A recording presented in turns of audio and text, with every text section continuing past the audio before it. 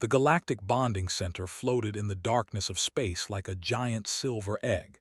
It was attached to Station 9, one of the oldest and most important places in the known galaxy. Every year, thousands of beings came here from hundreds of different worlds. They came for one reason. They came to bond with a dragon. The dragons of the were not like the dragons from old Earth stories. They did not breathe fire or sleep on piles of gold. These dragons were small, beautiful creatures with scales that shimmered like jewels. They could speak directly into your mind. They could share your feelings and your thoughts. A bonded dragon made you stronger, smarter, and more connected to the universe. Having a dragon meant you were important. Having a dragon meant you were special. In the nursery chamber of the bonding center, Clutch 447 was having its final selection day. 23 dragon hatchlings sat in their individual glass enclosures, waiting to be chosen. Most of them were excited. Their scales glowed with beautiful colors, blues and greens and purples and golds. They puffed out their chests and spread their perfect wings, trying to look their best for the visitors who walked past. Sat in the corner of her enclosure and tried to make herself small. She was the run of Clutch 447. While her brothers and sisters had grown strong and bright, she had stayed small and dull. Her scales were a flat color like old metal. They did not shimmer. They did not glow. Her right wing was perfect, thin and delicate like a piece of silk, but her left wing was wrong. It had grown twisted and crooked. It stuck out at a strange angle and could not fold properly against her body. The doctors had examined her many times. They had scanned her brain and tested her psionic abilities. Every time they shook their heads and wrote bad things in her file. Her mind voice was too weak. Her psionic signal was unstable. She was defective. Watched through the glass as a tall diplomat walked past. There were elegant beings with 4 arms and skin like polished wood. This one stopped in front of her brother's enclosure. Was the most beautiful dragon in the clutch. His scales were pure gold, and his mind voice was strong enough to reach across a room. The smiled and pressed his hand against the glass. Pressed back. A moment later, the light above the enclosure turned green.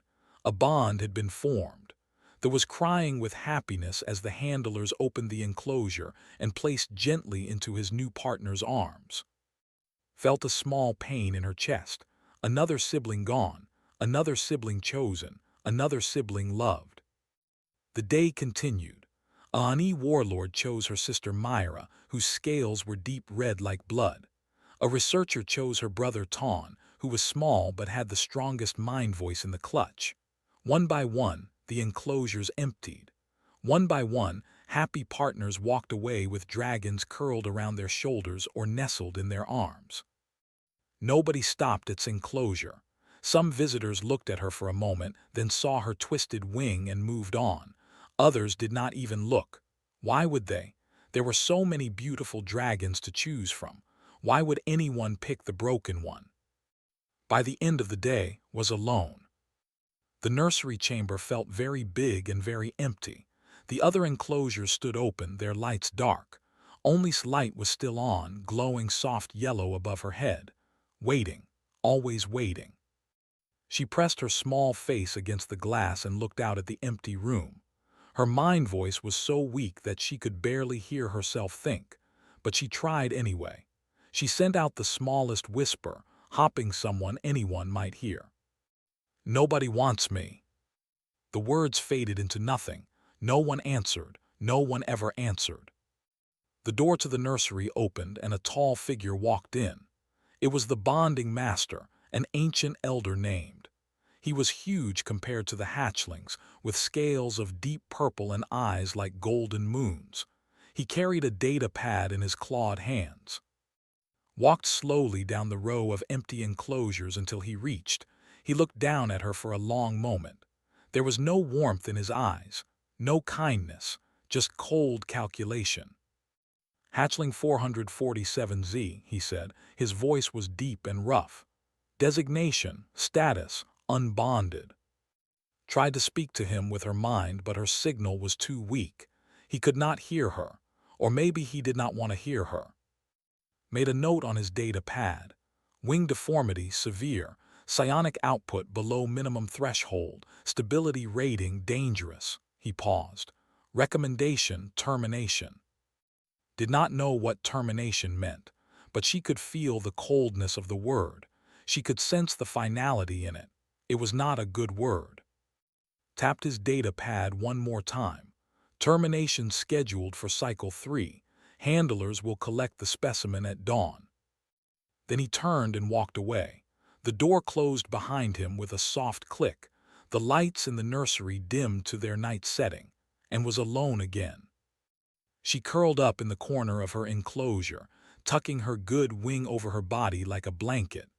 Her twisted wing stuck out awkwardly, refusing to fold. She closed her golden eyes and tried not to think about what was coming. But in the darkness, the thoughts came anyway. She thought about her siblings, warm and happy with their new partners. She thought about the visitors who had looked at her with disgust or pity. She thought about the bonding master and his cold eyes and his terrible word, termination. She was going to die, not because she had done anything wrong, not because she was bad, just because she was broken, just because nobody wanted her. A single tear rolled down her scales. It hissed softly as it hit the floor of her enclosure, turning to steam from the heat of her small body. "I tried," she whispered to the empty room.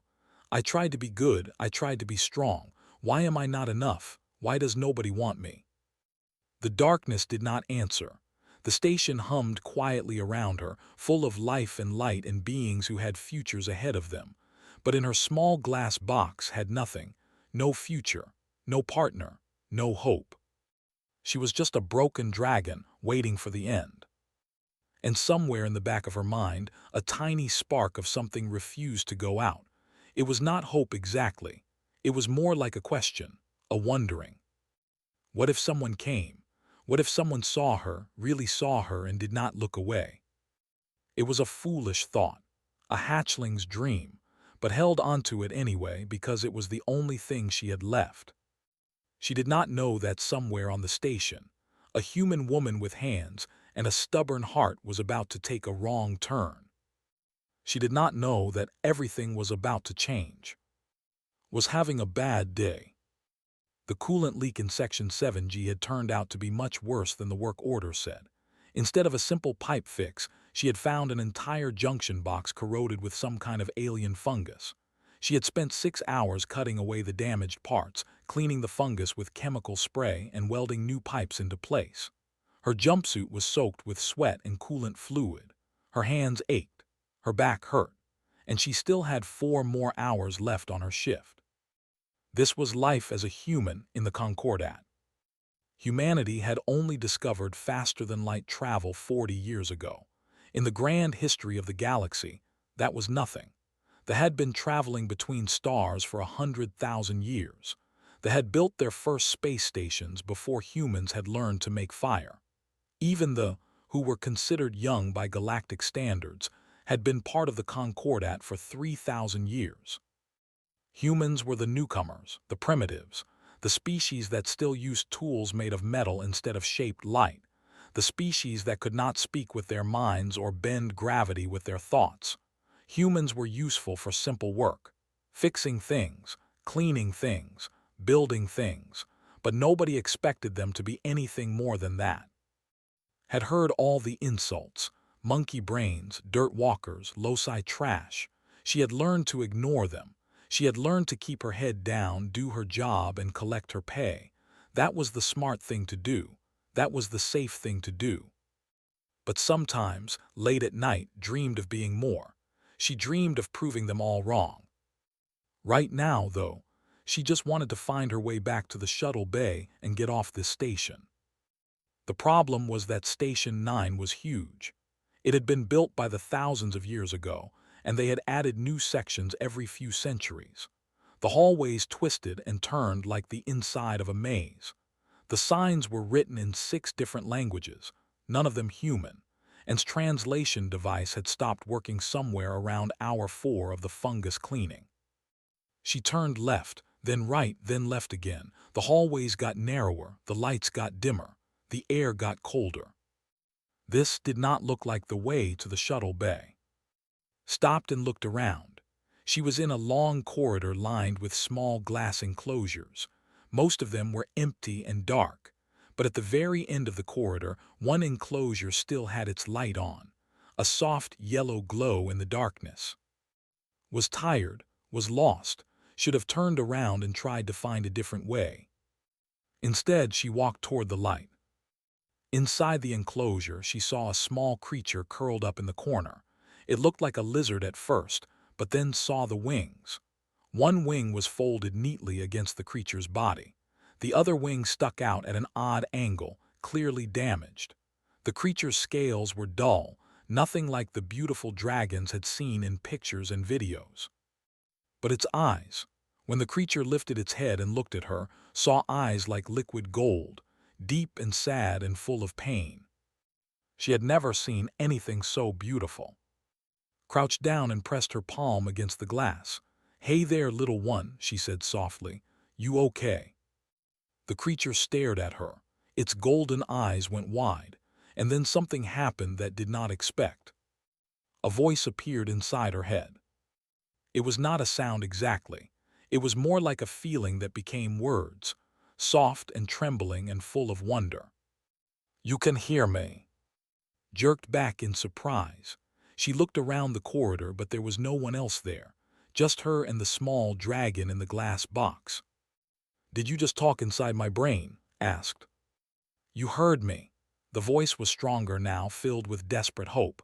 "Nobody hears me. My signal is too weak, too broken, but you heard me." His heart was beating fast. She had heard stories about the dragons and their psionic bonds, but those bonds were for important people, rich people, powerful people, not for human mechanics with grease under their fingernails. "I heard you fine," said. She pressed her hand against the glass again. "What's your name?" The little dragon moved closer to the glass, her golden eyes fixed on his face. "But my name does not matter. I am scheduled for termination at next cycle. I am defective. I am being thrown away." The word hit like a punch to the stomach. Termination. They were going to kill this little creature, not because she had done anything wrong, just because she was different, just because she did not match their idea of perfect. Knew that feeling. She knew it deep in her bones. "Terminated for what?" she asked, even though she already knew the answer. "I am broken," said. "My wing is wrong, my mind voice is weak.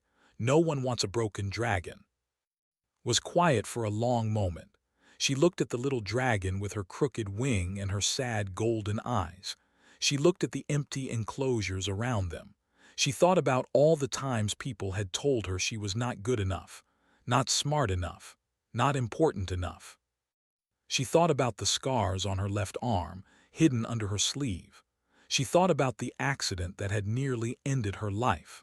She thought about all the people who had told her she would never work again. And she made a decision. "Hey," said, "can I tell you something?" "Yes." "I've been broken too, still am in some ways." Rolled up her sleeve, revealing the lattice of old scars and the dull gleam of cheap prosthetic joints that made up most of her left forearm. "I built this myself, you know, from scrap metal and spare parts, because the doctors said I was finished. They said I would never use this arm again." Stared at the mechanical arm with wonder. "You fixed yourself." "I did, and you know what I learned," smiled, and it was the kind of smile that had gotten her through 18 years of being told she was nothing. Broken does not mean worthless. Broken just means you have not found the right person to help you yet. She stood up and pulled out her communicator. Her fingers were already moving across the screen, checking schedules and security rotations and shuttle departure times. "What are you doing?" asked. "Something stupid," said. "Something that will probably get me in a lot of trouble." "I do not understand." Looked down at the little dragon and her smile grew wider, fiercer, more stubborn than ever. "I'm getting you out of here, kid. Nobody gets thrown away on my watch." For the first time since she had hatched, felt something warm bloom in her chest. It was small and fragile, like a tiny flame in a vast darkness. It was hope. The lock on its enclosure was a quantum seal. It was one of the most advanced security systems in the galaxy. They had spent 10,000 years perfecting it. They said it was impossible to break. Broke it in 6 minutes. She did not use fancy technology or clever hacking programs. She used a magnetic screwdriver, a piece of wire from her tool belt, and what she liked to call percussive maintenance. That meant hitting things in just the right way until they did what she wanted. The lock clicked open, the glass door swung wide, and for the first time in her short life was free. The little dragon stepped out of her enclosure on shaky legs. She had never walked on anything except the cold metal floor of her glass box. The corridor floor felt different under her claws, rougher. "Come on," whispered. She held open her tool bag, a large canvas sack that she used to carry her equipment. "Get in. We need to move fast." Looked at the bag, then at, "You are really doing this. You are really saving me." Less talking, more hiding.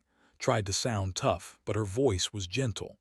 "We can have a nice chat later when we are not about to be arrested." Climbed into the tool bag. It was warm inside and it smelled like metal and oil and something else. Something that would later learn was the smell of humans. It was not unpleasant. It was actually kind of nice. Closed the bag most of the way, leaving a small gap so could breathe. Then she slung the bag over her shoulder and started walking. The first security checkpoint was manned by 2 Ani guards. They were tall and muscular, with skin like stone and eyes like black glass. They looked at with the bored expression of beings who had checked 1,000 workers and expected to check 1,000 more. "Purpose of visit?" one guard asked. "Maintenance," said.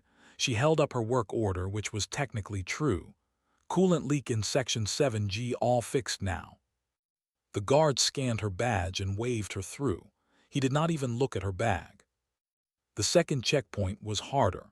A security officer with a scanner that could detect heat signatures and biological material.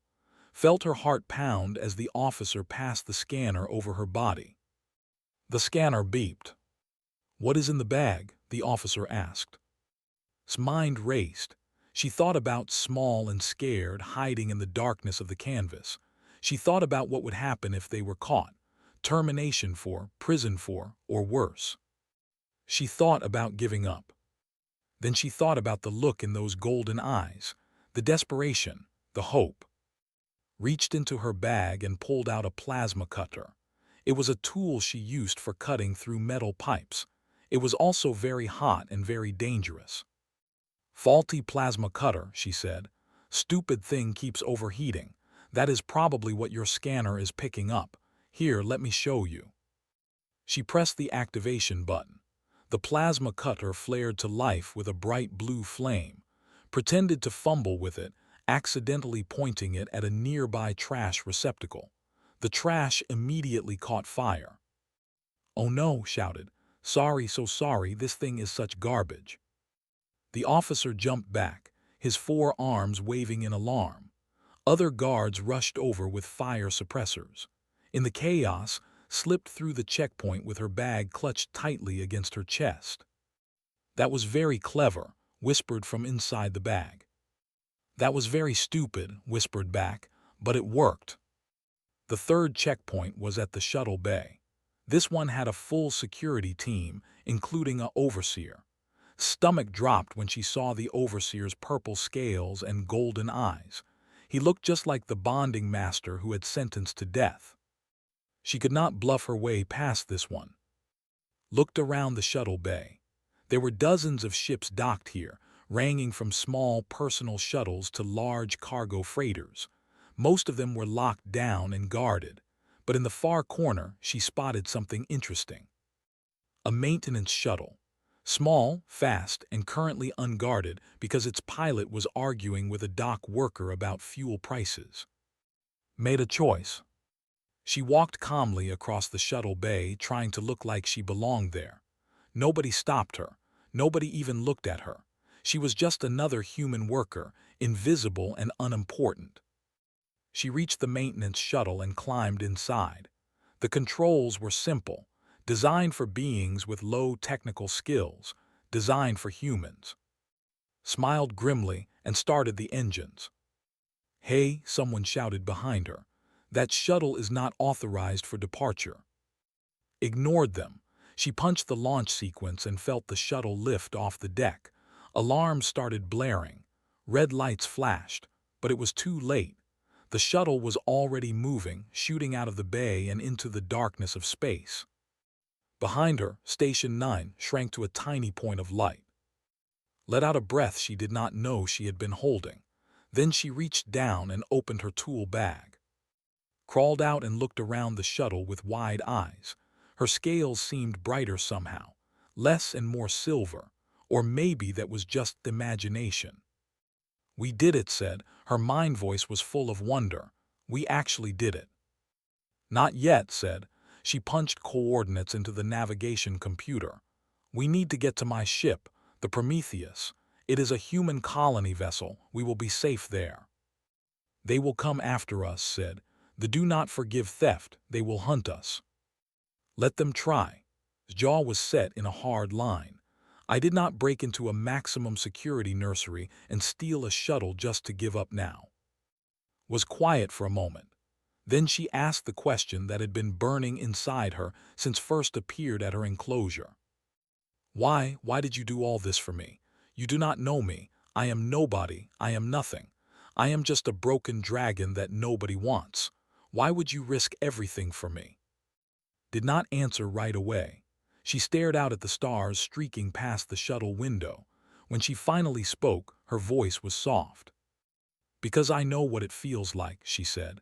"To be told you are worthless, to be thrown away like garbage. I spent my whole life being treated like I was less than everyone else, because I am human, because I am poor, because I am broken." She turned to look at, and her eyes were bright with unshed tears. "But I am still here. I am still fighting. And if I can help someone else who feels the same way, then maybe all that pain meant something. Maybe being broken is not the end of the story. Maybe it is just the beginning." Felt her heart swell with something she had never felt before. It was bigger than hope, bigger than gratitude. It was a connection, a bond forming between her soul and the soul of this strange, brave human. "I want to bond with you," said. The words came out before she could stop them. "I choose you. Will you choose me?" His breath caught in her throat. She knew what bonding meant. It was permanent. It was sacred. It was something that the said should never happen between dragons and humans. But looking into those golden eyes, did not care what the said. "Yeah," she whispered, "I choose you too, kid." Something clicked into place between them. Not a sound, but a feeling, a warmth that spread from his chest and wrapped around her mind. She could feel some emotions now. The fear, the hope, the fierce determination to survive. And could feel her stubbornness, her courage, her absolute refusal to give up on anyone. They were bonded, they were partners, they were family. And together they flew toward the stars. The Prometheus was not a warship, it was a home. 100,000 humans lived on the massive colony vessel. Families, workers, children, dreamers. They had left Earth 3 generations ago, looking for a new world to call their own. They had found the galaxy instead, a galaxy that did not want them. But they had survived. They had adapted. They had made the Prometheus into a floating city, complete with farms and schools and parks with artificial sunlight. It was not much by galactic standards, but it was theirs. Had been born on the Prometheus. She had grown up in its metal hallways, played in its hydroponic gardens, learned to fix its ancient engines. When she became a mechanic, she swore to keep the old ship flying for another 100 years. She had never expected to bring a dragon home with her. 3 cycles had passed since the escape from Station 9. 3 cycles of hiding, of waiting, of hopping that maybe they would forget about one small, broken hatchling. They did not forget. "Captain, we have contacts on long-range sensors. The voice of the bridge officer was calm, but could hear the fear underneath. Multiple contacts, big ones. Captain stood at the center of the bridge, her hair pulled back in a tight bun, her dark eyes fixed on the main. She was 63 years old and had been captain of the Prometheus for 20 years. She had seen storms and pirates and alien plagues. She had never seen anything like this. 12 warships dropped out of hyperspace, forming a wall of metal and fire around the Prometheus. Behind them came two even larger vessels, elder ships, ancient and terrible, covered in scales of living metal that shifted and gleamed like the hide of some impossible beast. The Concordat had sent a fleet, an entire fleet, for one little dragon. "We are being hailed," the communications officer said. "Put it through." A face appeared on the... It was the bonding master. His purple scales seemed darker than before, and his golden eyes burned with cold fury. "Humans of the Prometheus," he said, "you have stolen property belonging to the Concordat.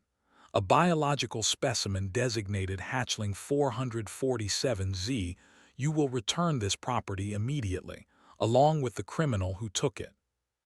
Captain's expression did not change.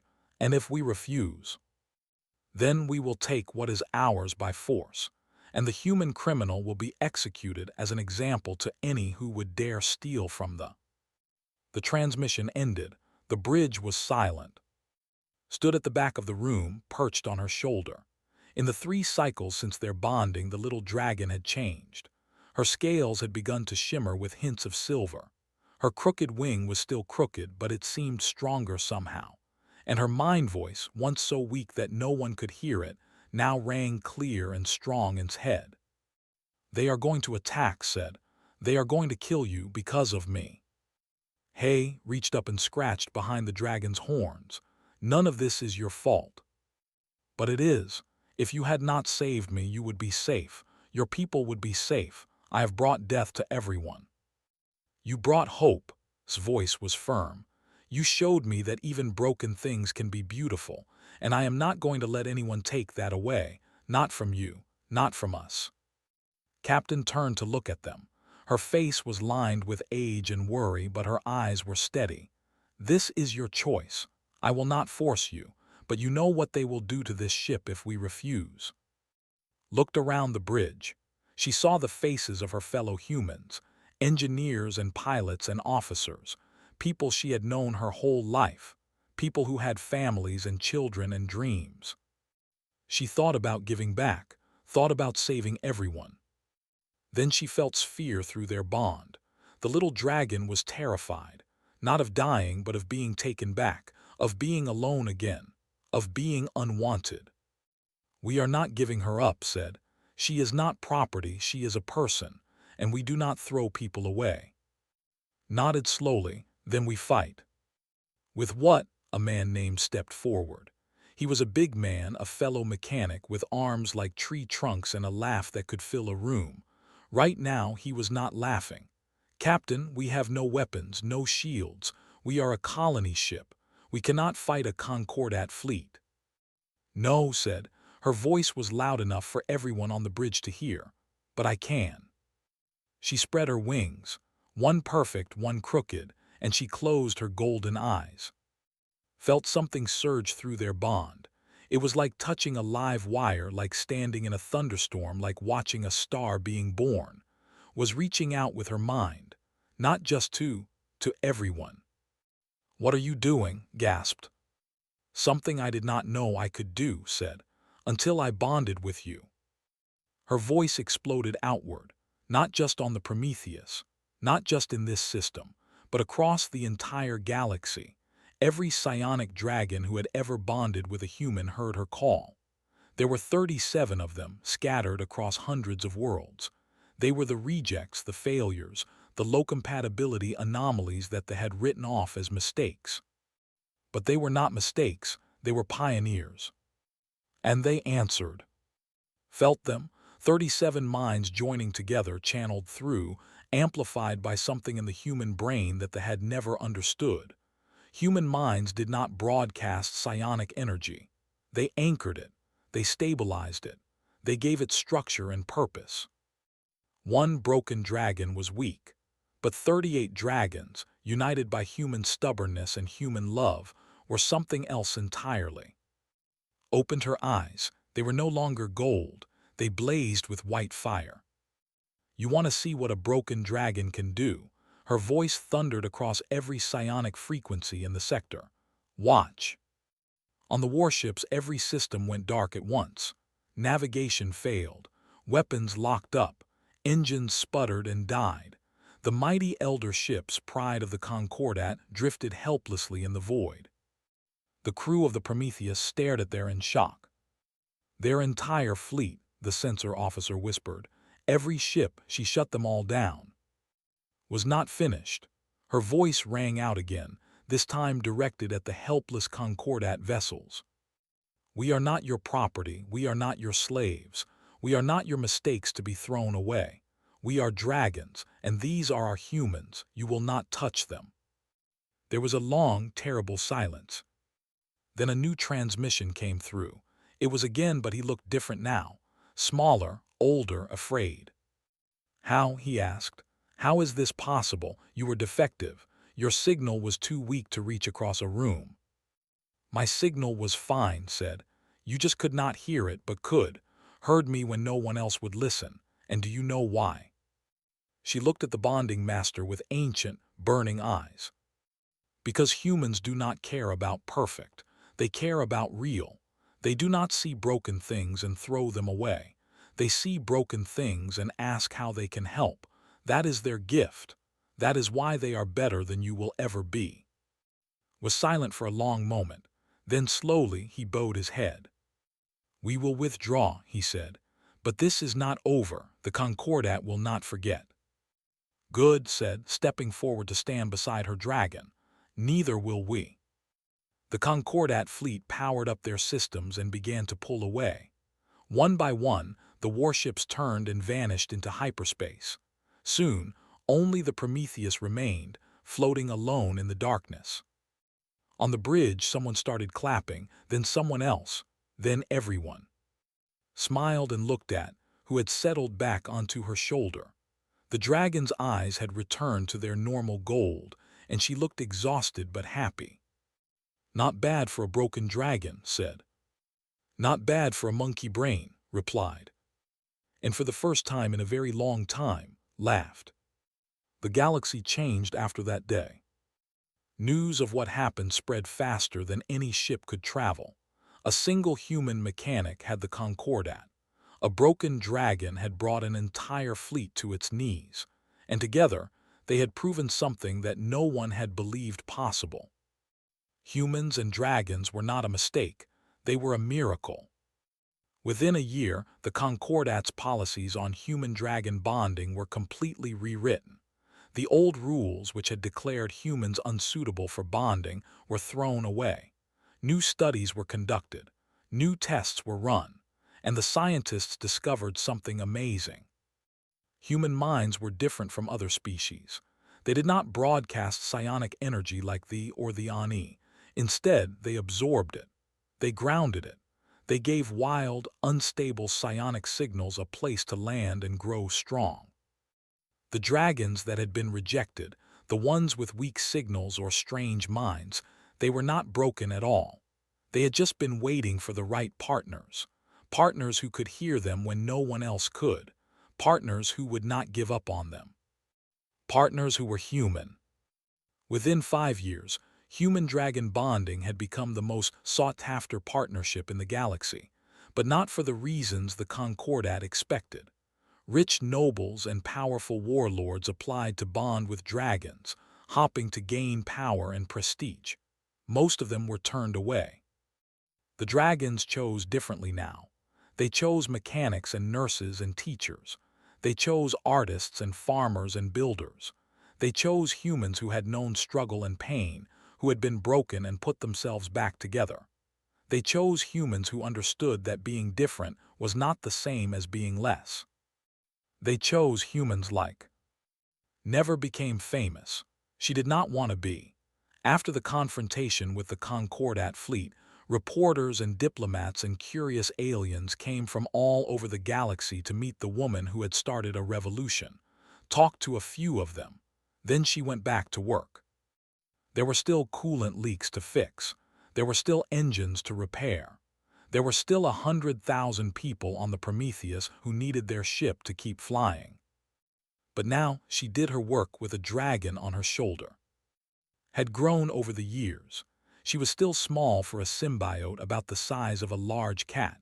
Her scales had changed from dull to bright silver, gleaming like moonlight on water. Her crooked wing was still crooked. It would never be straight, but it was strong now, strong enough to carry her on short flights through the ship's corridors. She was, by every official measure, still classified as defective. She did not care anymore, neither did. One evening, 5 years after their first meeting, sat in her small quarters on the Prometheus. The room was cramped and cluttered with tools and spare parts. A single window looked out at the stars. It was not much, but it was home. Lay curled on his lap, her silver scales warm against legs. Through their bond, could feel her dragon's contentment, a soft, golden glow of happiness that filled them both. I said, "Yeah, kid. Do you remember what I said when you found me? That night in the nursery, when I was alone in my enclosure." Smiled and scratched behind's horns, right in the spot that made the dragon's eyes close with pleasure. "I remember. You said nobody wanted you." "I was wrong." "Yeah." Opened her golden eyes and looked up at. After 5 years, their bond was so strong that they barely needed words. Could feel what was going to say before she said it. But the dragon said it anyway, because some things needed to be spoken out loud. "I was not unwanted," said. "I just had not met my person yet. I spent all that time feeling broken and alone, thinking that I was worthless, but I was not worthless. I was just waiting for you." Felt tears prick at her eyes. She tried to blink them away, but they came anyway. Happy tears, grateful tears. "Same here," she said, "same here." They sat together in comfortable silence, watching the stars drift past the window. Somewhere out there, the galaxy was changing. Human-dragon teams were exploring new worlds and solving old problems. The Dragon-Human Advocacy Alliance, which had helped found, was working to protect the rights of all bonded pairs. The Concordat, once so dismissive of humans, was learning to treat them as equals. It was not perfect. There were still those who looked down on humans, still those who called defective and a criminal. Change was slow, and some hearts were harder to reach than others. But every great change started somewhere. Every revolution began with a single act of courage. Thought about the night she had taken that wrong turn on Station 9. The night she had found a sad, lonely dragon in a glass box, waiting to die. If she had turned around, if she had walked away, none of this would have happened. Would be dead. Humans would still be seen as primitive and worthless.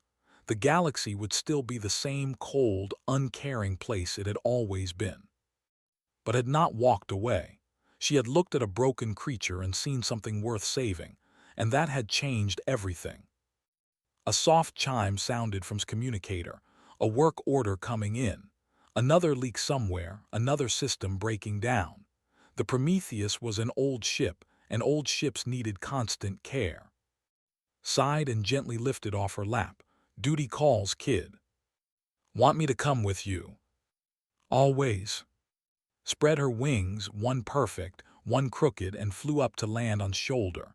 Her favorite spot, the place where she felt safest in the whole universe. Grabbed her tool bag and headed for the door. But before she left, she paused and looked back at the window, at the stars, at all the possibilities waiting out there in the darkness. "Hey." "Yes." "Thanks for choosing me." Nuzzled against cheek, her silver scales warm and soft. "Thank you for hearing me." Smiled, the same stubborn, fierce smile that had started everything. Then she walked out the door, ready to face another day, ready to fix another problem, ready to keep fighting for a galaxy that was slowly, finally, learning to see the value in broken things. Because that was humanity's gift. Not strength or genius or power, just the simple, beautiful refusal to give up on anyone. In the centuries that followed, humans would build great monuments and write epic songs. They would produce warriors and scientists and leaders who shaped the fate of worlds.